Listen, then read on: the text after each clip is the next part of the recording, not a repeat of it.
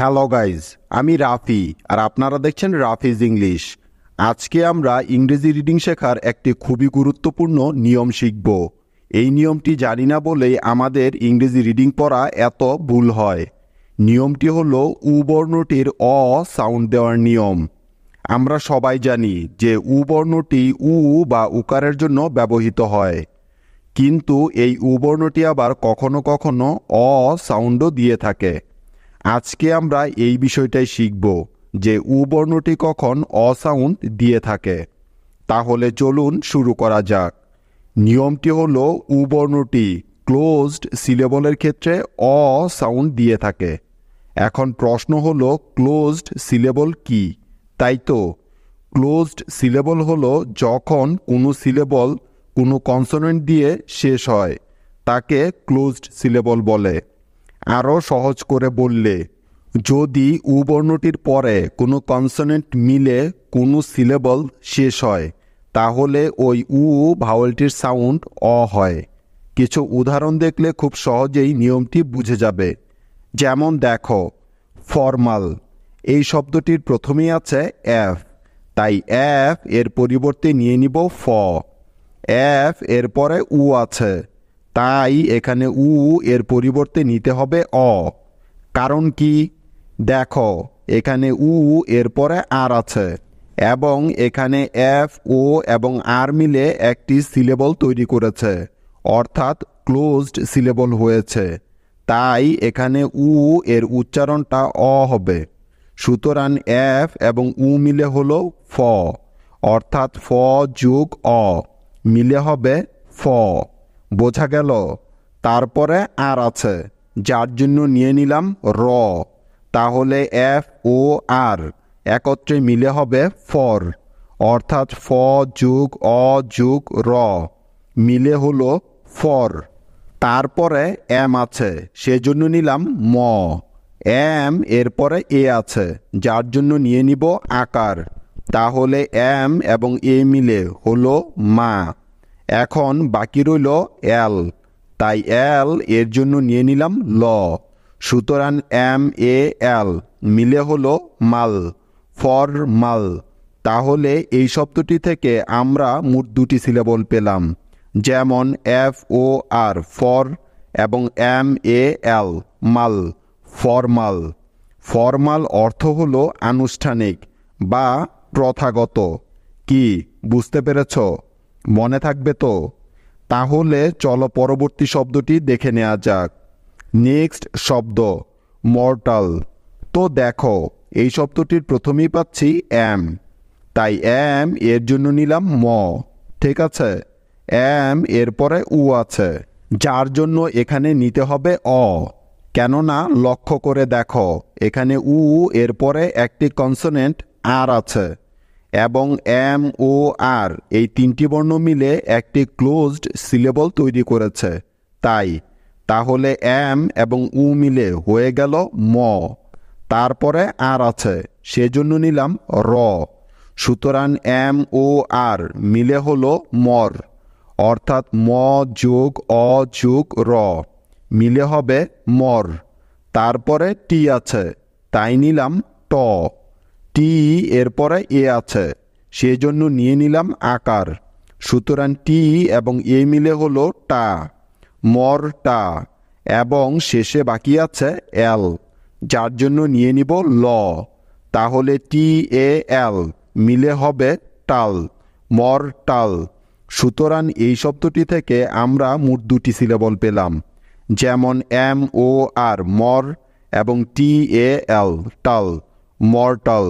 Mortal অর্থ হলো নশ্বর বা মরণশীল। ঠিক আছে, বুঝতে পেরেছ? তাহলে এবার পরবর্তী শব্দটি দেখে নেওয়া যাক। নেক্সট শব্দ লেমন। তো দেখো, এই শব্দটি থেকে আমরা পেলাম প্রথমেই এল, তাই এল এর পরিবর্তে নিয়ে নিলাম ল। এল এরপরে ই আছে, সেজন্য নিয়ে নিব একার।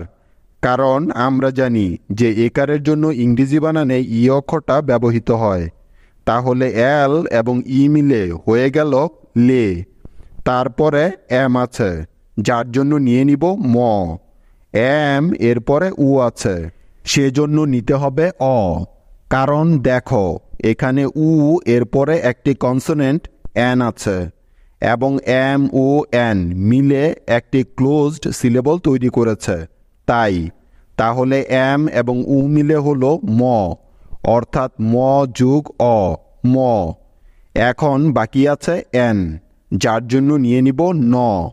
তাহলে এম ও এন একত্রে মিলে হবে মন, অর্থাৎ ম যোগ অ যোগ ন মিলে হয়ে গেল মন, লেমন।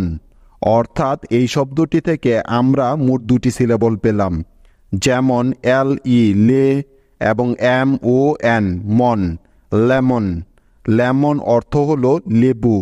ঠিক আছে, বুঝতে পেরেছ? কোনো সমস্যা নেই তো? তাহলে নেক্সট শব্দটি দেখো, কমিক। এই শব্দটি থেকে আমরা পাচ্ছি প্রথমেই সি, তাই সি এর পরিবর্তে নিয়ে নিব ক। কারণ আমরা জানি যে সি এর পরে উ থাকলে সি এর উচ্চারণটা সবসময় ক হয়।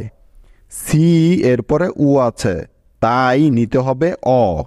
কারণ খেয়াল করে দেখো যে এখানে উ এর পরে একটি কনসোনেন্ট আছে এম, এবং এই তিনটি বর্ণ মিলে একটি ক্লোজড সিলেবল তৈরি করেছে, তাই সুতরাং সি এবং উ মিলে হলো ক, তারপরে এম আছে, সেজন্য নিলাম ম। তাহলে সি ও এম একত্রে মিলে হয়ে গেল কম, অর্থাৎ ক যোগ অ যোগ ম মিলে হবে কম। তারপরে আই আছে, যার জন্য নিতে হবে ই, কেননা এটা আমরা আগেই শিখেছি যে ই বা ইকারের জন্য ইংরেজি বানানে আই বসে। তারপরে সি আছে, তাই এখানে সি এর পরিবর্তে ক বসবে। কারণ কি? মনে রেখো, সি এর পরে কোনো বর্ণ না থাকলে ওই সি এর উচ্চারণটা সবসময় ক হয়। তাহলে আই এবং সি মিলে হয়ে গেল ইক, কমিক। অর্থাৎ ক যোগ অ যোগ ম যোগ ই যোগ ক একসাথে মিলে হয়ে যাবে কমিক। তাহলে এই শব্দটি থেকে আমরা মোট দুটি সিলেবল পেলাম, যেমন সি ও এম কম এবং আই সি ইক, কমিক। কমিক অর্থ হলো হাস্যকর বা মজার। আশা করি তোমরা সবাই আজকের এই নিয়মটি খুব ভালো করেই বুঝতে পেরেছ। তাহলে এখন চলো তোমাদের কিছু হোমওয়ার্ক দেয়া যাক। তোমাদের আজকের প্রথম হোমওয়ার্কটি হলো NORMAL। তোমাদের দ্বিতীয় হোমওয়ার্কটি হলো MORNING এবং সর্বশেষ হোমওয়ার্কটি হলো FORMER। আজকে আমরা শিখব উ ভাওয়ালটি কখন আ বা আকারের মতো সাউন্ড দিয়ে থাকে, তাই এই ভিডিওটি মনোযোগ দিয়ে শেষ অবধি দেখতে হবে। তাহলে চলুন শুরু করা যাক। আমরা সবাই জানি যে উ বর্ণটি উ বা উকারের জন্য ব্যবহৃত হয়, তাই তো? কিন্তু এই উ বর্ণটি আবার কখনো কখনো আ বা আকারের জন্য ব্যবহৃত হয়। আজকে আমরা সেটাই শিখব। মনে রাখবেন, উ বর্ণটি আ বা আকার হওয়ার জন্য নির্দিষ্ট কোনো নিয়ম নেই, কিন্তু নির্দিষ্ট কিছু শব্দ আছে। শুধুমাত্র এসব শব্দের মধ্যেই উ বর্ণটি আ সাউন্ড দিয়ে থাকে। এখন আমরা সেই শব্দগুলোই শিখব, ঠিক আছে? যেমন কাম। তো দেখো, এই শব্দটির প্রথমেই আছে সি, তাই সি এর পরিবর্তে এখানে নিতে হবে ক। কারণ আমরা জানি যে সি এর পরে উ থাকলে সি এর উচ্চারণ ক হয়ে যায়। তারপরে উ আছে, যার জন্য নিতে হবে আকার।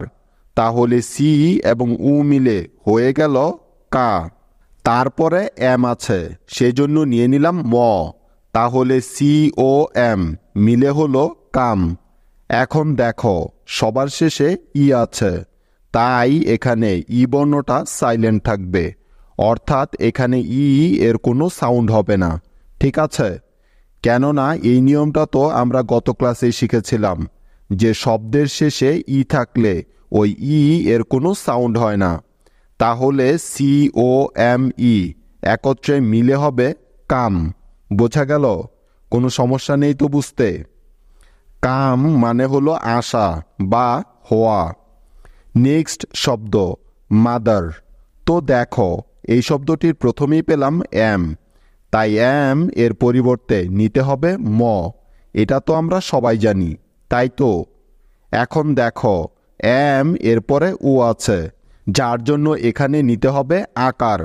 তাহলে এম এবং উ মিলে হয়ে গেল মা।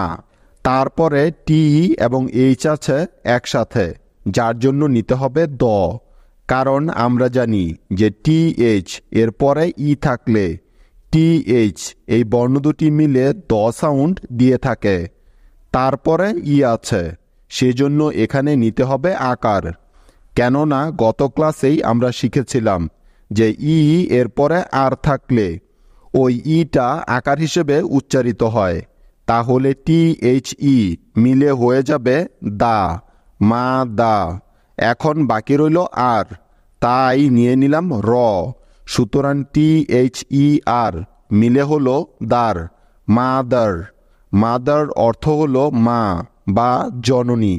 এই শব্দটি থেকে আমরা মোট দুটি সিলেবল পাই, যেমন এম ও মা এবং টি এইচ ই আর দার, মাদার। বোঝা গেল? মনে থাকবে তো? নেক্সট শব্দ লাভ। এই শব্দটির প্রথমেই আছে এল, তাই এল এর পরিবর্তে নিয়ে নিব ল। এল এর পরে ও আছে, যার জন্য এখানে নিতে হবে আকার। তাহলে এল এবং উ মিলে হলো লা। তারপরে ভি আছে, সেজন্য নিয়ে নিলাম ভ। তাহলে এল উ ভি মিলে হলো লাভ। এখন দেখো, সবার শেষে ই আছে, তাই এখানে ই এর পরিবর্তে কিছুই বসবে না, কারণ এটাই হলো নিয়ম। শব্দের শেষে ই থাকলে তার কোনো সাউন্ড হয় না। তাহলে এল ও ভি ই একসাথে মিলে হলো লাভ। লাভ অর্থ হলো প্রণয় বা প্রেম, ঠিক আছে? নেক্সট শব্দ হানি। তো দেখো, এই শব্দটির প্রথমেই পাচ্ছি এইচ, তাই এইচ এর পরিবর্তে নিতে হবে হ। এইচ এর পরে উ আছে, যার জন্য নিতে হবে আকার। তাহলে এইচ এবং উ মিলে হলো হা। তারপরে এন আছে, সেজন্য নিলাম ন। এখন দেখো, বাকি রইল ই এবং ওয়াই, তাই ই ওয়াই এর পরিবর্তে নিতে হবে ইকার, কারণ এটাই হলো নিয়ম। মনে রাখবে, শব্দের শেষে ই ওয়াই একত্রে থাকলে ওই ই ওয়াই সবসময় ইকার এর সাউন্ড দিয়ে থাকে। তাহলে এন এবং ই ওয়াই মিলে হয়ে যাবে নি, হানি। হানি অর্থ হলো মধু বা শেহেদ। সুতরাং এই শব্দটি থেকে আমরা মোট দুটি সিলেবল পেলাম, যেমন এইচ ও হা এবং এন ই ওয়াই নি, হানি। ঠিক তো? তাহলে চলো পরবর্তী শব্দটি দেখে নেওয়া যাক। নেক্সট শব্দ মানি। এই শব্দটির প্রথমেই আছে এম, তাই এম এর জন্য নিলাম ম। এম এর পরে উ আছে, যার জন্য নিয়ে নিব আকার। তাহলে এম এবং উ মিলে হয়ে গেল মা। তারপরে এন আছে, সেজন্য নিয়ে নিলাম ন। এখন দেখো, সবার শেষে বাকি আছে ই এবং ওয়াই, তাই ই ওয়াই এর পরিবর্তে নিতে হবে ইকার, কারণ এই নিয়মটা আমরা একটু আগেই শিখলাম, তাই না? তাহলে এন এবং ই মিলে হয়ে গেল নি, মানি। মানি অর্থ হলো টাকা বা সম্পদ। বোঝা গেল? এই শব্দটি থেকেও আমরা মোট দুটি সিলেবল পাই, যেমন এম ও মা এবং এন ই ওয়াই নি, মানি। ঠিক আছে? এখন চলো বাকি শব্দগুলো ভালো করে মুখস্থ করে নেওয়া যাক। শুধুমাত্র এই শব্দগুলোতে উ বর্ণটা আকার হিসেবে বসে থাকে, যেমন above, another, other, brother, come, cover, done, dozen, glove, government, honey, love, mother, Monday, money, month, oven, shovel, some, worry, one. এই শব্দগুলি মুখস্থ করে নিলেই উ এর আ সাউন্ড নিয়ে তোমাদের আর কোনো সমস্যাই থাকবে না, কারণ এই শব্দগুলি ছাড়া অন্য কোনো শব্দে উ বর্ণটা আকার হিসেবে বসতে পারে না। ঠিক আছে? বুঝতে পেরেছ? এখন তোমাদের কিছু হোমওয়ার্ক দেয়া যাক। তোমাদের আজকের প্রথম হোমওয়ার্কটি হলো COVER, দ্বিতীয় হোমওয়ার্কটি হলো DONE এবং সর্বশেষ হোমওয়ার্কটি হলো MONTH। এখন তোমাদের কাজ হলো এই শব্দগুলির বাংলা উচ্চারণগুলো লিখে আমাকে দেখানো। আমি দেখব যে তোমরা কে কে বুঝতে পেরেছ। আজ এখানেই শেষ করছি, দেখা হবে কালকে। সে পর্যন্ত টেক কেয়ার, বাই।